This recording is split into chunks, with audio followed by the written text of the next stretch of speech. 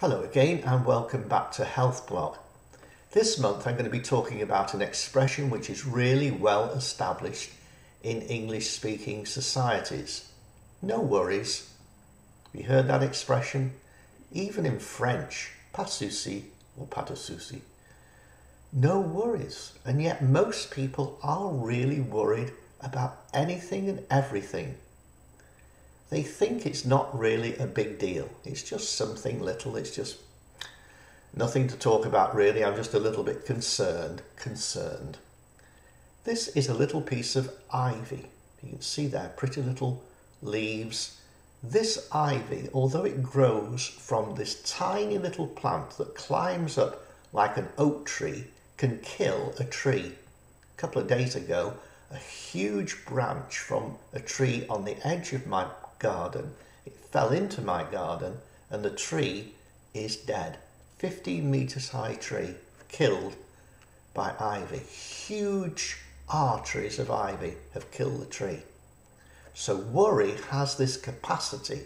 It starts off small and yet it develops into a mental habit, an emotional addiction. People lie awake at night thinking about the what if this is going to happen. What if? And worry develops into dread. This is distorted thinking, dread.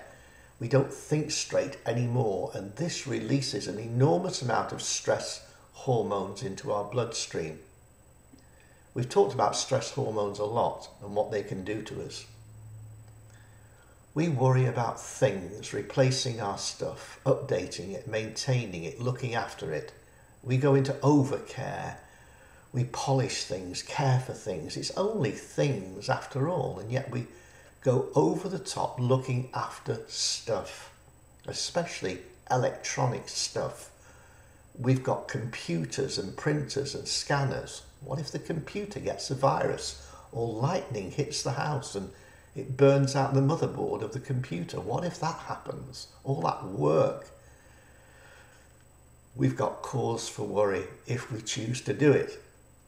We worry about money, job security, health, family, relationships and retirement plans.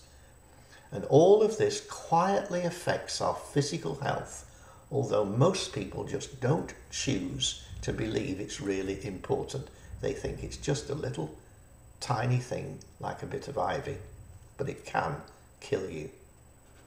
One big result is headaches, tension headaches. The muscles in the back of your neck tighten up, go into spasm. Or migraine headaches, too much blood flowing into the head, causing migraine headaches.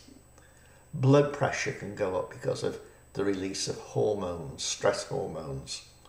And the carotid arteries in the side of the neck can become diseased and form the problem of the stroke. That stroke where the blood supply is either cut off or too much blood gets through. If the blood supply is actually blocked to the head, then a stroke develops and part of the brain is damaged. This is all down to things like worry. We've got to be careful. We've got to realise that worry is dangerous. It can cause these serious symptoms. Ulcers in the stomach.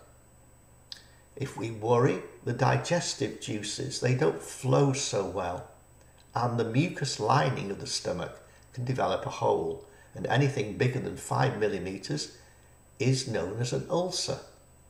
The H. pylori bacteria can flourish when we don't have enough hydrochloric acid because we've been worrying. Irritable bowel syndrome. This is a very difficult sort of thing. It causes pain, abdominal pain, bloating, loose stools, diarrhea, discomfort. You don't feel good with IBS. And of course, ulcerative colitis and Crohn's disease can develop in the bowel because of worry.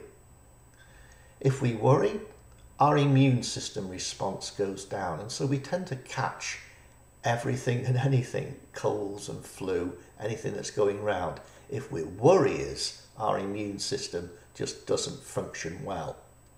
So, what can we do?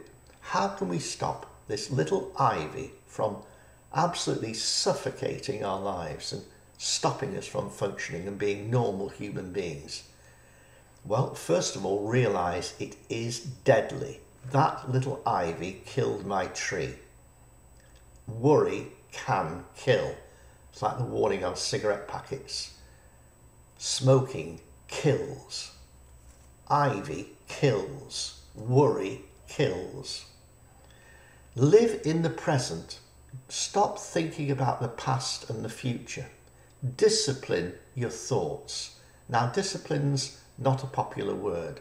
We need to discipline our thoughts. Stop thinking about what happened in the past, what might happen in the future.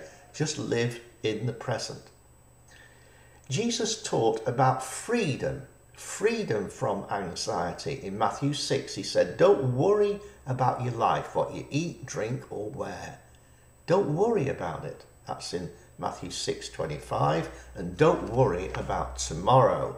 That's a very important statement in verse 34, the same chapter, Matthew 6. We need to develop a method of praying through these things. We need to pray.